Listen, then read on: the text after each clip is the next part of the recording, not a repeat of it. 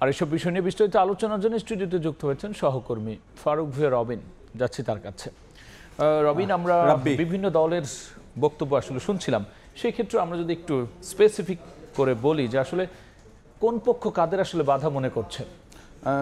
যতই আসলে যে নির্বাচনের সময় আপনার ঘনিয়ে আসছে, ততই কিন্তু অর্থাৎ ঘোষিত যে নির্বাচনের সময় অর্থাৎ আগামী বছরের যে ফেব্রুয়ারিতে যেটি হওয়ার কথা রয়েছে, ততই কিন্তু যে রাজনৈতিক দলগুলোর মধ্যে নানা ধরনের যে বাকবিতণ্ডা কিংবা তর্ক বিতর্ক সেগুলো কিন্তু যে ক্রমেই বাড়ছে এবং নতুন নতুন নানা অনুষঙ্গ কিন্তু যে যুক্ত হচ্ছে। তার মধ্যে কিন্তু আজকে আমরা যে বিষয়টি দেখছি যে জামাত এবং যে বিএনপির মধ্যে বা শীর্ষ নেতাদের কথাবার্তায় সেখানে কিন্তু যে নির্বাচনে কারা বাধা হয়ে দাঁড়াচ্ছে এই নিয়ে কিন্তু যে ব্যাপক কথাবার্তা হয়েছে।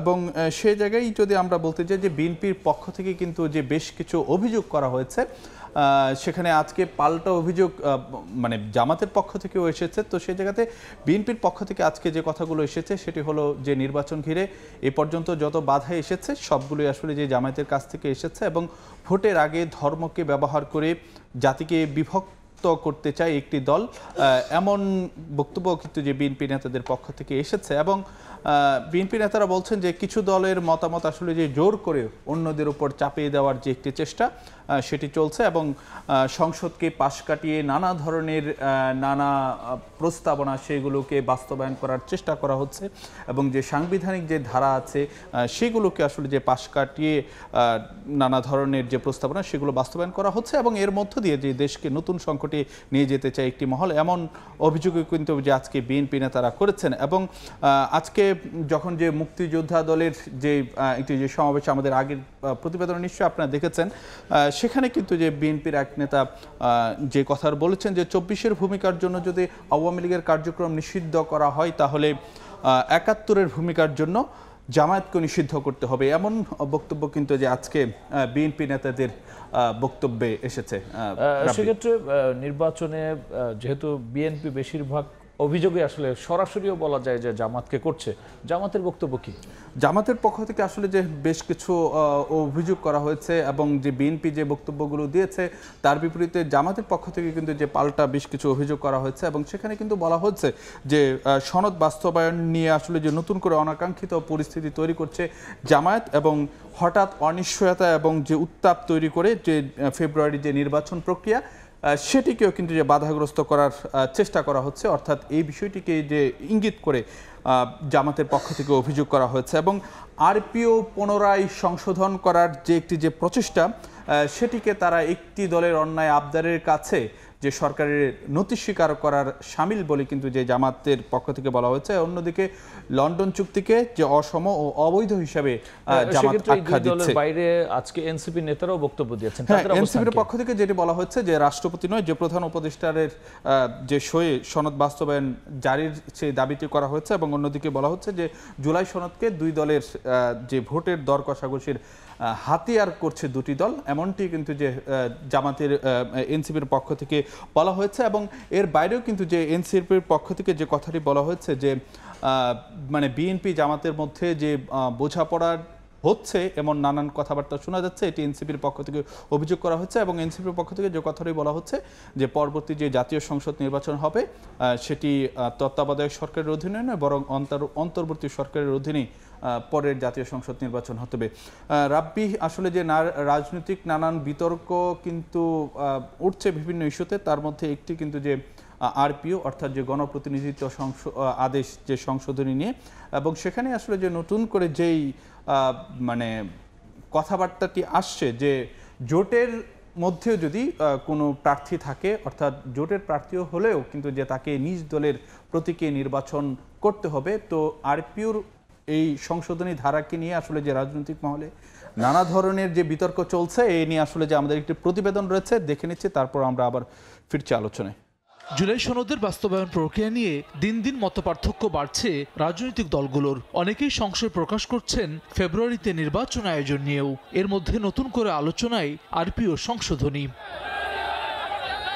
23 অক্টোবর ত্রয়োদশ জাতীয় সংসদ নির্বাচন সামনে রেখে গণপ্রতিনিধিত্ব আদেশ আরপিও সংশোধন 2025-এর খসড়া নীতিগত ও চূড়ান্ত অনুমোদন করে উপদেষ্টা পরিষদ। এতে বেশ কিছু বিষয়ে পরিবর্তন আনা হয়েছে। ইভিএম ব্যবহার বাতিল, না ভোট পুনর্বহাল, পলাতক আসামিদের নির্বাচনে অংশগ্রহণ নিষিদ্ধ করার মতো সিদ্ধান্তের সঙ্গে নেওয়া হয়েছে নিজ দলের প্রতীকে নির্বাচনের বাধ্যবাধকতা। নতুন নিয়মে জোটভুক্ত হলেও জোটের প্রধান দলের প্রতীকে নির্বাচন করতে পারবেন না শরিক দলের প্রার্থীরা। এ নিয়ে তীব্র আপত্তি জানিয়েছে বিএনপি। একতরফাভাবে এমন সিদ্ধান্ত নেওয়ার অভিযোগ দলটির। এ সংক্রান্ত আইন বাতিলে ইসি এবং আইন মন্ত্রণালয়ে চিঠিও দিয়েছে দলটি। বিশেষ দলকে সুবিধা দিতে এমন সংশোধনী আনা হয়েছে বলে অভিযোগ দলটির নীতি নির্ধারণী ফোরামের এই সদস্যের। মেজর দল থাকে তারই মার্কেট ইউজ করে। জামাত আমাদের ধান সেশনে নির্বাচন করছে না, এটা বন্ধ করার তো কোনো অর্থ হয় না। যারা কন্ট্রিবিউট করতে পারে, যারা জাতীয়ভাবে পরিচিতি, তাদেরকে পার্লামেন্টে নিয়ে আসার যেটা আমাদের পরিকল্পনা, সেটা এইখানে এসে স্থগিত হয়ে যাচ্ছে। কোনো একটা বিশেষ দলকে ফেভার করার জন্য চেষ্টা করা হইতেছে। তবে ইসি সংশোধনীর পক্ষে অবস্থান নিয়েছে জাতীয় নাগরিক পার্টি এনসিপি। বিএনপির চাপে সংশোধনী বাতিল করলে ইসি প্রশ্নবিদ্ধ হবে বলে মনে করেন দলটির এই নেতা। যে দলের লোক সেই দল থেকে নির্বাচন করবে এবং নিজস্ব প্রতীকে নির্বাচন করবে, এইটা একটা ফেয়ার সিস্টেম। যদি অন্যথা হয় তাহলে কিন্তু একটা প্রতারণামূলক মেসেজ যায়। বিএনপির চাপেই যদি এই ধরনের সংশোধনী আবার আনা হয়, এটা যদি বাতিল করা হয়, তাহলে তো আসলে বারবারই আমরা নির্বাচন কমিশন সহ অন্যান্য সংস্থাগুলো কিন্তু প্রশ্ন করে আসছি, সেইটাই আবার প্রমাণিত হবে। সিদ্ধান্ত থেকে সরলে সরকার এবং নির্বাচন কমিশন বিতর্কিত হবে বলে মনে করে জামায়াত। হঠাৎ করে এটা বিরোধিতা করেছেন একটা ডিসিশন পাকাপোক্ত সবকিছু হওয়ার পরে। আর সরকার যদি এই জায়গা থেকে সরে, তাহলে বুঝতে হবে সরকার একটা বিশেষ দলের পক্ষ হয়ে কাজ করছে। এখানে কিন্তু নির্বাচনের প্রতি জনগণের যে অনাস্থা অতীতে ছিল ফেসিবাদী আমলের, সে অনাস্থারই এখানে জন্ম দেবে। সরকার বিতর্কিত হবে। গত বছরের 3 অক্টোবর আরও 4 কমিশনের সঙ্গে যাত্রা শুরু করে নির্বাচন ব্যবস্থা সংস্কার কমিশন। কমিশনের প্রস্তাবনাতেও নিজ দলের প্রতীক ব্যবহারে বাধ্যবাধকতার সুপারিশ করা হয়, যা আমলে নিয়ে এ সংক্রান্ত আইন পরিবর্তন করেছে কমিশন।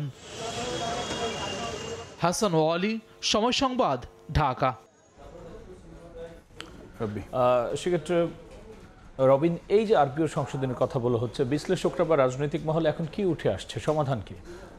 না, যদিও আসলে যে আজকেও কিন্তু আমরা সেটি দেখেছি যে রাজনৈতিক মহলের আসলে যে বিতর্ক থেমেনি, আজকেও জামায়াতের নায়েবে আমির ডক্টর সৈয়দ আবদুল্লাহ তাহের তিনি গণমাধ্যমকে একটি ভিডিও বার্তা পাঠিয়েছিলেন এবং সেখানে কিন্তু তিনি যে কথাটি বলছেন যে অর্থাৎ উপদেষ্টা পরিষদে যে সংশোধনীগুলো নেওয়া হয়েছিল সেখান থেকে যদি আবার সরে এসে আবারও যদি সেই আদেশকে অর্থাৎ আরপিওকে সংশোধনে আনা হয়, তাহলে আসলে যে একটি দলের চাপের কাছে নথি স্বীকারের মতন আসলে যে ঘটনা ঘটবে, এমনটি কিন্তু যে জামাতের পক্ষ থেকে আজকে অভিযোগ করা হচ্ছে। অর্থাৎ বিষয়টি নিয়ে কিন্তু যে পাল্টাপাল্টি যে বক্তব্য, এটি কিন্তু থেমে নেই এবং সরব কিন্তু রাজনৈতিক অঙ্গন রয়েছে।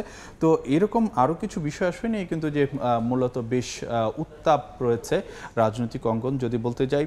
তার মধ্যে যেই কটি বিষয় আসলে বর্তমান সময়ে যে রাজনৈতিক বিভিন্ন বিতর্ক বলি বা বিরোধ বলি, যে মোটা দাগে যে কটি বিষয় রয়েছে তার মধ্যে অন্যতম একটি হলো যে জুলাই সনদ বাস্তবায়ন পদ্ধতি কি হবে বা জুলাই সনদ বাস্তবায়ন আদেশ, সেটি নিয়ে কিন্তু এক ধরনের বিতর্ক রয়েছে রাজনৈতিক দলগুলোর মধ্যে। অন্যদিকে যে গণভোটের যে সময়সীমা, অর্থাৎ কবে গণভোট অনুষ্ঠিত হবে, সেটা কি ভোটের আগে নাকি ভোটের দিন, সেটি নিয়ে কিন্তু যে মুখোমুখি অবস্থানে এবং অনর অবস্থানে রয়েছে রাজনৈতিক দলগুলো। অন্যদিকে এই আরেকটি বিষয় হলো যে গণপ্রতিনিধিত্ব আদেশ বা আরপিও সংশোধনী। এছাড়াও পিআর পদ্ধতিতে নির্বাচন হবে নাকি প্রচলিত পদ্ধতিতে নির্বাচন হবে, সেটি নিয়ে কিন্তু যে রাজনৈতিক দলগুলোর মধ্যে বেশ তর্ক বিতর্ক রয়েছে।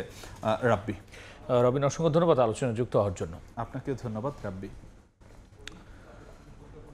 আরপিও সংশোধন নিয়ে রাজনৈতিক মতবিরোধ এবং আগামী নির্বাচন নিয়ে বড় দলগুলোর নানা বিষয় সংশ্লিষ্ট বিষয় নিয়ে আলোচনায় যুক্ত হয়েছিলেন সহকর্মী ফারুক ভূঁইয়া রবিন।